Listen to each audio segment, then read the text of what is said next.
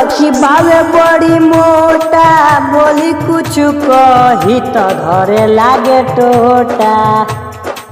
हमारो भतार सखी बावे बड़ी मोटा, बोली कुछ कही तो धरे लागे टोटा। मारेला खूबे तो चिलैनी धरेला, पिया गुटका खाके मारे तब बेचैनी धरेला। हो पिया गुटका खाके मारे तब बेचैनी धरेला। डीजे अमित तिवारी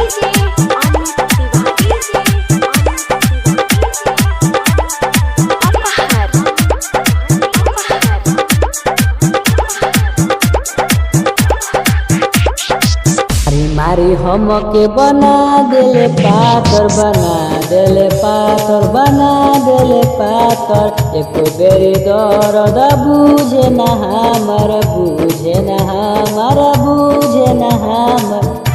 मन नहीं धरे कखुआनी धरेला, पिया गुटका खाके मारे तब बेचैनी धरेला। ओ पिया गुटका खाके मारे तब बेचैनी धरेला।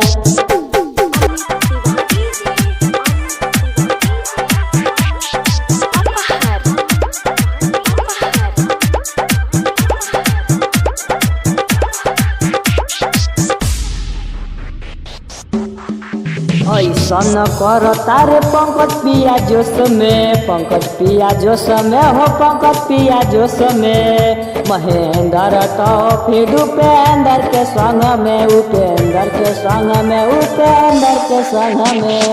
ऐसन कर तारे पंकज पिया जोश में, महेंद्र तो फिर उपेंद्र के संग में। थक जाला मन लरुआनी धरेला, पिया गुटका खाके मारे तब बेचैनी धरेला।